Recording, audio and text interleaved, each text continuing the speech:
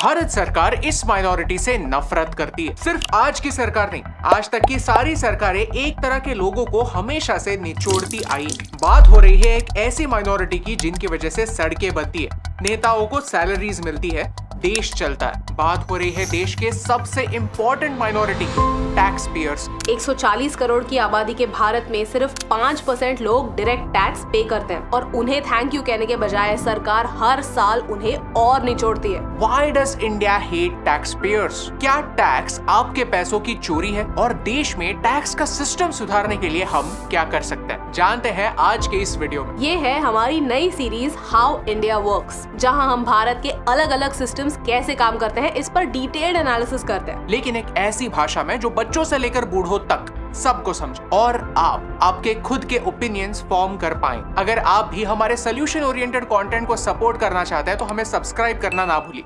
ये आपके लिए तो फ्री है, लेकिन इससे हमारी बहुत हेल्प होती है। By the way, tax payers के लिए इस फाइनेंशियल ईयर से एक खुशखबरी जरूर है। आपने तो सुना होगा कि अगर आप 7 लाख तक हर साल कमाते हैं तो आपको इस फाइनेंशियल ईयर से 0 टैक्स पे करना होगा। ये एक ऑनेस्ट टैक्स पेयर के लिए एक बड़ी राहत है, लेकिन सरकार की इस सुविधा का लाभ कैसे उठा सकते हैं, टैक्स कैसे बचा सकते हैं, ये आप एक आसान भाषा में बजट 2023 क्या महंगा क्या सस्ता इस ऑडियो बुक में सुन सकते हैं कुकू एफएम पर। Knowledge partner for this video is Kuku FM, Bharat का बेस्ट ऑडियो शो प्लेटफॉर्म, जो हमारा एक लॉन्ग टर्म साथी है और अब और बेहतर हो गया है। इनके नए कैटेगरी ओरिजिनल्स में आप लाइफ चेंजिंग ऑडियो बुक सुन सकते हैं। मुझे ऑडियो बुक सुनना पसंद है क्योंकि इससे स्क्रीन एडिक्शन नहीं होता और कोई भी दूसरा काम करते समय मेरे टाइम का अच्छा यूटिलाइजेशन हो जाता है। 15 लाख से ज्यादा हिंदी पेड सब्सक्राइबर्स ने कुकू एफएम को चुना है। अगर आप यहाँ पर नए हैं और आपने कुकू एफएम के पहले ऑफर्स को मिस कर दिया है तो फिर AN30 कोड यूज कीजिए ताकि आपको पहले महीने के सब्सक्रिप्शन पर मिले 30% ऑफ, यानी पहले महीने का सब्सक्रिप्शन सिर्फ 69 रुपीज, यानी 45 लाख घंटों का कंटेंट, और हमारे बजट की जानकारी आपको मिलती है बस 69 रुपीज में। Click on the link in the description and join Kuku FM.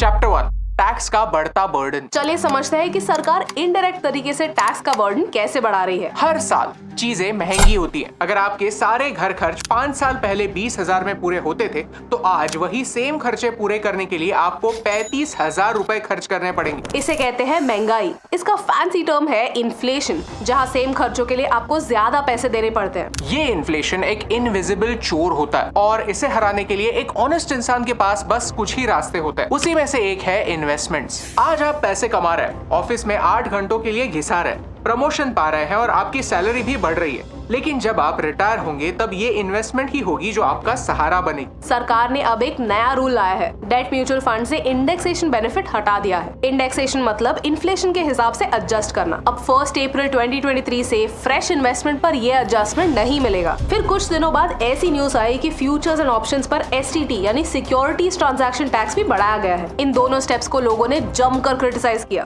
2017 के पहले long term capital gains tax free हुआ करते थे, यानी अगर आप स्टॉक्स में या इक्विटी म्यूचुअल फंड्स में इन्वेस्ट करता है और मार्केट में पैसा 1 साल से ज्यादा समय के लिए रखता है और बाद में पैसा विड्रॉ करता है तो आपको प्रॉफिट पे कोई भी टैक्स नहीं लगेगा। लेकिन फिर सरकार ने एक नया रूल लाया कि अगर आपका 1 साल में long term capital gain 1 lakh से ज्यादा है तो आपको टैक्स पे करना होगा। एज अ रिजल्ट होता ये है कि जो हमारे लिए अपने वेल्थ को बढ़ाने के 1-2 रास्ते होते हैं वो रातों रात बंद हो जाते हैं। एज अ टैक्स पेयर ऐसा लगता है कि हमारा टैक्स बर्डन हर साल सिर्फ बढ़ते जाता है। अक्सर सैलरीड लोगों की सरकार से एक कंप्लेंट जरूर होती है कि हर साल इन्फ्लेशन बढ़ता है, लेकिन इन्फ्लेशन के अनुसार टैक्स स्लैब्स नहीं बढ़ते। एट द सेम टाइम देश के ये 5% लोग अपने इनकम पर 2 बार टैक्स भरते हैं। एक होता है इनकम टैक्स जिसे डायरेक्ट टैक्स कहते हैं और दूसरा होता है कंजम्पशन टैक्स यानी GST। जब भी हम कोई चीज खरीदते हैं, रेस्टोरेंट में जाकर खाना खाता है या कोई पिक्चर देखता है तो उस पर भी सरकार GST चार्ज करती है। कुछ चीजों पर यह टैक्स 5% है तो कुछ चीजों पर यह है 28%। लग्जरी आइटम्स जैसे बड़ी बड़ी गाड़ियों पर 50% टैक्स लगता है। डायरेक्ट टैक्स को प्रोग्रेसिव टैक्स कहते हैं क्योंकि जैसे आपका इनकम बढ़ता है वैसे आपका टैक्स भी बढ़ता है। भारत में अगर आप 1 साल में 2 लाख रुपए कमाते हैं तो आपको उस पर कोई इनकम टैक्स देने की जरूरत नहीं है,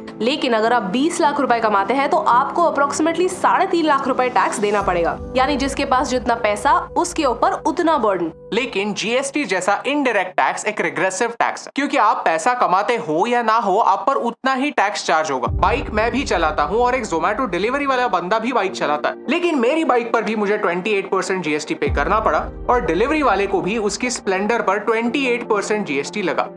मैं तो बाइक शौक के लिए चलाता हूँ तो मुझ पर जीएसटी का प्रेशर नहीं आता, लेकिन डिलीवरी वाले बंदे के लिए जीएसटी उसके एक महीने की सैलरी हो सकती है। जीएसटी सिर्फ एक लौता इनडायरेक्ट टैक्स नहीं है। Fuel tax, electricity tax, customs duty, ये सारे रिग्रेसिव टैक्सेस माने जाते हैं, क्योंकि ये भेदभाव नहीं करते, सबको इक्वल ट्रीट करते हैं। चैप्टर 2, टैक्स का सीक्रेट। क्या आपको नाइस ब्रदर थ्योरी के बारे में पता? सोचिए, एक फैमिली में 2 भाई हैं। एक भाई है जो डिपेंडेबल भाई है, जो सारे काम कर सकता है, माँ बाप की बात मानता है, रूल्स फॉलो करता है और कभी पलट कर जवाब नहीं देता। दूसरा भाई है बैड ब्रदर, जो कंप्लीटली नाकारा है, हर दिन घर में पड़ा रहता है, कोई काम नहीं करता, पैसे नहीं कमाता, लेकिन हाँ डिनर के समय सबसे ज्यादा खाना वही खाता। आइडियल सिनारियो में माँ बाप की जिम्मेदारी दोनों भाइयों पर 50-50 आनी चाहिए, राइट? लेकिन एक्चुअल में ऐसा होता नहीं। हर काम का प्रेशर नाइस ब्रदर पर आता है। नाकारा ब्रदर को कुछ सिखाने के बजाय काम का सारा प्रेशर उस इंसान पर पड़ता है जो ऑलरेडी काम कर रहा है। भारत में टैक्स पेयर की सिचुएशन ऐसे ही नाइस ब्रदर की तरह हो चुकी है। एंड व्हाई डू आई से दिस? चलिए भारत के बजट को देखते हैं। सेंटर के टैक्स रेवेन्यू का 27.45% हिस्सा कॉर्पोरेट्स यानी कंपनी से आता है,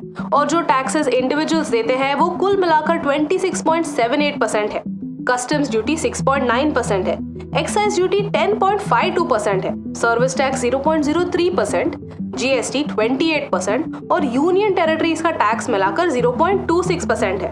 ये देखकर पता चलता है कि गवर्नमेंट पैसा कहां से कमाती है। अब इसको डायरेक्ट और इनडायरेक्ट में स्प्लिट करते हैं, तो डायरेक्ट टैक्सेस 55% कंट्रीब्यूट करते हैं और इनडायरेक्ट टैक्सेस 45% कंट्रीब्यूट करते हैं। यानी भारत के ऑलमोस्ट आधे टैक्सेस रिग्रेसिव टैक्सेस हैं। भारत आज भी इनडायरेक्ट टैक्सेस पर बहुत ज्यादा निर्भर है और इसी की वजह से महंगाई बढ़ती है। 2018-19 के बजट स्पीच में हमारे फाइनेंस मिनिस्टर अरुण जेटली ने काफी इंपॉर्टेंट स्टैटिस्टिक यूज किया था। सैलरीड एम्प्लॉइज ₹76,306 टैक्स पे करते हैं। एट द सेम टाइम एक बिजनेस ओनर 25,753 रुपीज टैक्स पे करता है। एंड उस टाइम के डेटा के अनुसार सैलरी टैक्स पेयर्स 1.89 करोड़ थे और बिजनेस टैक्स पेयर्स 1.88 करोड़ थे। ये देखकर पता चलता है कि इनकम टैक्स का burden mostly salaried employees bear करते हैं और उसके सामने उन्हें गवर्नमेंट से कुछ नहीं मिलता। एक नाइस ब्रदर होता एक शान की बात कि आप अपने परिवार की जिम्मेदारी उठाते हो और आपका परिवार भी आपको उसके काबिल समझता है। लेकिन अगर इस नाइस ब्रदर को कहा जाता है कि इस रिस्पॉन्सिबिलिटी के बदले आपको टेबल पर बैठने की भी जगह नहीं मिलेगी, घर के बाहर बैठकर खाना खाना पड़ेगा, तो कैसा लगेगा?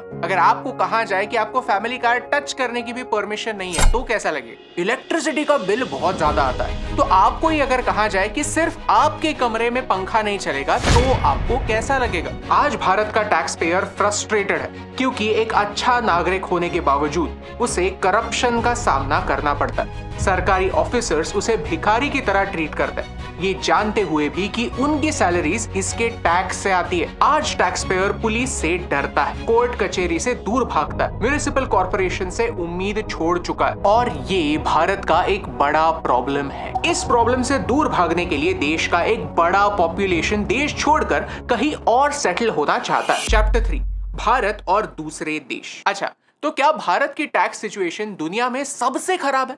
बिल्कुल नहीं। ऐसे कई सारे देश हैं जिनमें भारत से कई ज्यादा टैक्स है। चलिए भारत के टैक्सेस को दूसरे देशों के टैक्सेस से कंपेयर करते हैं। सिंप्लिसिटी के तौर पर सिर्फ डायरेक्ट टैक्सेस की बातें करते हैं। भारत में हाईएस्ट टैक्स स्लैब 30% है, अमेरिका में 37% है, जर्मनी में 42%, वही यूके और फ्रांस में 45% है, ऑस्ट्रिया, स्वीडन, डेनमार्क में 55% है। लेकिन फिर भी कई इंडियंस भारत छोड़कर इन देशों में रहना पसंद करते हैं। अब ये सही है या गलत, इसके बारे में हम आज बात नहीं करेंगे, बस एक सवाल पूछेंगे कि क्यों लोग ज्यादा टैक्स पे करके किसी दूसरे देश में मूव करने के लिए रेडी हैं? भारत में ऐसा क्या है जो उन्हें दूर ढकेलता है? एक स्टडी कहता है कि लोगों को प्रॉब्लम टैक्स पे करने से नहीं है, टैक्स पे करने के बाद रिजल्ट ना दिखने से है। भारत में आजादी के बाद 50 सालों के लिए एक सोशलिस्ट माइंडसेट ने राज किया और आज भी कई हद तक सोशलिज्म ही भारत की स्टाइल है। Let me explain. भारत सरकार डायरेक्ट टैक्स का पैसा उन लोगों से लेती है जो महीने के 50-60 हजार रुपए कमाते हैं। वो पैसा लेकर गाँव में बेसिक स्कूल्स खोलती है। लेकिन एक टैक्स पेयर जो महीने में 1 लाख रुपए कमाता है, क्या वो किसी भी हाल में अपने बच्चे को सरकारी स्कूल में भेजेगा? वो प्राइवेट स्कूल प्रेफर करेगा। एक टैक्स पेयर को जो चीजें चाहिए वो देने में सरकार बार बार नाकामयाब होती है, जैसे अच्छे रोड्स जिन पर गड्ढे ना हो, स्पीड ब्रेकर पर गाड़ी नीचे से टच ना करे, करप्शन फ्री सरकारी दफ्तर जहाँ बेसिक कामों के लिए किसी को टेबल के नीचे से पैसे ना खिलाने पड़े, और हॉस्पिटल्स जहाँ क्वालिटी हेल्थ केयर अफोर्डेबल हो। आज ऐसा कहते हैं कि हर एक इंसान एक मेडिकल इमरजेंसी दूर है पॉवर्टी से। एक मेडिकल इमरजेंसी लोगों के सारे पैसे और सेविंग्स ड्रेन कर देती है। ये रिजल्ट्स ना होने के कारण एक दूसरा सोशल इविल जन्म लेता, जिसे हम कहते हैं टैक्स की चोरी यानी tax evasion. Chapter 4 tax leaks in India. ये वीडियो सिर्फ कंप्लेंट्स करने के लिए नहीं है, कुछ ऐसे सॉल्यूशंस डिस्कस करने के लिए है जो आने वाले समय में भारत के सिस्टम में सुधार ला सकता है। अगर टैक्स का बर्डन बढ़ाए बगैर देश के रेवेन्यू को बढ़ाना है तो इन टैक्स लीक्स को कम करना पड़ेगा। क्या है टैक्स लीक्स? टैक्स लीक्स वो लूप होल्स है, वो प्रॉब्लम्स है जिनका इस्तेमाल टैक्स की चोरी के लिए होता है। इनमें से कुछ टैक्स लीक्स इलीगल हैं और कुछ टैक्स लीक्स तो हमारे संविधान में लिखे हुए हैं जिनका गलत इस्तेमाल होता है। Tax leak number 1। भारत में टैक्स इवेजन एक बहुत कॉमन बात है। कई बिजनेसेस पैसा कैश में लेते हैं ताकि उस पर उन्हें इनकम टैक्स ना भरना पड़े और जीएसटी भी ना भरना पड़े। मैंने कई न्यूज रिपोर्ट्स पढ़े कि हर साल में कितने केसेस थे जहां पर जीएसटी इवेजन डिटेक्ट किया गया, यानी जहां टैक्स डिपार्टमेंट को शक था कि इन्होंने जीएसटी चार्ज किया है लेकिन पे नहीं किया है या फिर चार्ज ही नहीं किया। इसका मतलब है कि टैक्स इवेजन के केसेस तो बढ़ रहे हैं लेकिन गवर्नमेंट वो टैक्स का पैसा रिकवर नहीं कर पा रहा। लेकिन हर महीने कुछ ना कुछ न्यूज आती है कि किसी कंपनी ने जीएसटी को इवेड किया है या फिर उस चीज का क्रेडिट लिया है जिसके लिए क्रेडिट नहीं मिलता, या फिर कोई फेक इनवॉइस का स्कैम है जो बस्ट हुआ है। तो clearly there is a huge problem here. Tax leak number 2। Bharat में एग्रीकल्चरल इनकम टैक्स फ्री, यानी अगर आप एक किसान हैं, आपके बड़े बड़े खेत हैं और उस पर आप करोड़ों रुपए प्रॉफिट में कमा रहे हैं, तो फिर भी बाय लॉ उस प्रॉफिट पर आपको कोई भी टैक्स पे करने की जरूरत है ही नहीं। लॉजिक ये है कि भारत के आज भी 75% किसान गरीब किसान हैं, जो एनीवे टैक्स देने जितने पैसे नहीं कमाते। पिछले साल हम खुद कुछ ऐसे लोगों से मिले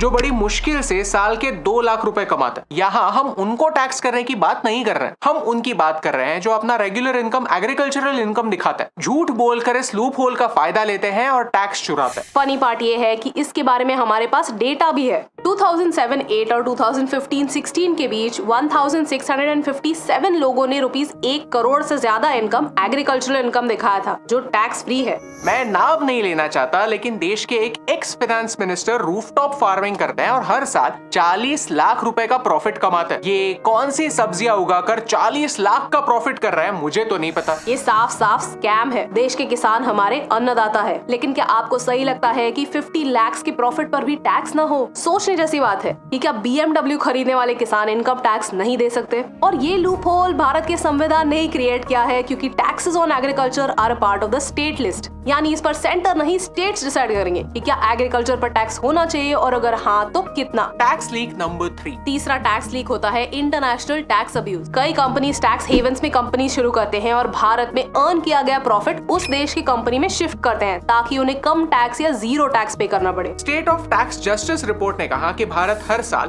$10.3 बिलियन यानी 75,000 करोड़ रुपए हाथ से जाने दे रहा है, क्योंकि MNCs और इंडिविजुअल्स टैक्स लॉज को अब्यूज करते हैं। इस बात पर ग्लोबली चर्चा हो रही है। प्लान्स ये है कि हर देश में MNCs पर 15% टैक्स लगाया जाए ताकि हर देश में MNC सेम टैक्स पे कर सके। Tax leak number 4। भारत ने कई देशों के साथ फ्री ट्रेड अग्रीमेंट साइन किए हुए हैं जो कहता है कि भाई आप हमसे कुछ गुड्स पर कस्टम्स ड्यूटी यानी इंपोर्ट ड्यूटी चार्ज मत करो और हम भी वही करेंगे। लेकिन भारत हमेशा ऐसे FTA में लूजर ही ठहराता है, क्योंकि हम इंपोर्ट बहुत ज्यादा करते हैं और एक्सपोर्ट बहुत कम। हम ऐसे बहुत बात करते हैं कि भारत एक नेशनलिस्टिक देश है, लेकिन जब इकोनॉमिक्स की बात आती है तो भारत बिल्कुल भी नेशनलिस्ट नहीं है। On the other hand Japan और साउथ कोरिया जैसे देश बहुत नेशनलिस्टिक है। दिस मीन्स कि वो हमसे इंपोर्ट करने के बजाय अपने लोकल प्रोडक्ट्स को बढ़ावा देते हैं। यहाँ हमारा डबल नुकसान होता है, क्योंकि हम इन देशों से बहुत ज्यादा इंपोर्ट करते हैं और फ्री ट्रेड अग्रीमेंट की वजह से हम इन पर इंपोर्ट ड्यूटी बहुत कम चार्ज करते हैं। इन FTAs की वजह से होने वाला नुकसान 2017-18 में 21,000 करोड़ था, लेकिन 21-22 में ये अमाउंट 3 गुना से ज्यादा बढ़ गया टू ₹68,000 करोड़।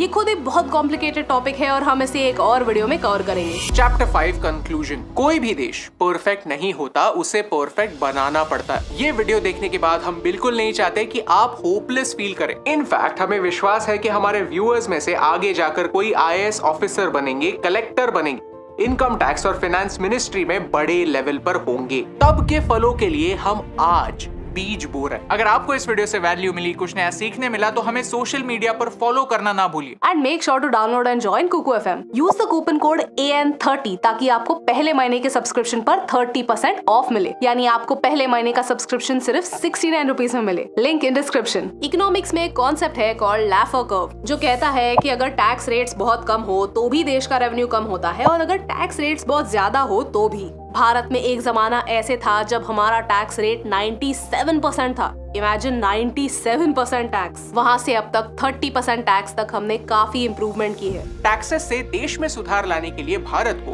एक गोल्डीलॉक्स जोन ढूंढने की जरूरत है। ना बहुत कम, ना बहुत ज्यादा, लेकिन प्रोग्रेस का वादा। भारत को अपने ऑनेस्ट टैक्स पेयर्स की कदर करने की जरूरत है, उन्हें रिस्पेक्ट देने की जरूरत है। कई देश टैक्स पेयर्स को रिवॉर्ड करते हैं। कई यूरोपियन कंट्रीज अपने टैक्स स्लैब्स को साल 2 साल में रिवाइज करते हैं ताकि वो इन्फ्लेशन के सिचुएशन को मिरर कर सके। जापान में ऑनेस्ट टैक्स पेयर्स को उनके एम्परर के साथ फोटोज क्लिक करने का मौका मिलता है और टैक्सेस डोनेट करके गिफ्ट्स भी। माल्टा एक छोटा देश है, लेकिन इस देश में टैक्स पेयर्स अपने रिसीट सबमिट करते हैं और वो ऑटोमेटिकली एक लॉटरी में एंटर हो जाते हैं। विनर को अपने टैक्स पेमेंट से 100 गुना ज्यादा पेमेंट मिलता है। श्रीलंका और पाकिस्तान भी अपने टॉप टैक्स पेयर्स को स्पेशल बेनिफिट्स देते हैं, जैसे एयरपोर्ट लाउंज एक्सेस। श्रीलंका में सिर्फ इतना ही नहीं, ऑनेस्ट टैक्स पेयर्स को पुलिस और कस्टम्स डिपार्टमेंट में स्पेशल सर्विसेज मिलती है और लोन्स में कंसेशन भी मिलता है। ऐसे इंसेंटिव्स भारत में भी लाने की जरूरत, ताकि हम शान से कह सके कि मेरे पैसों से देश चलता है। और यही इंपॉर्टेंट बात आप तक पहुंचाने से मुझे फर्क पड़ता है।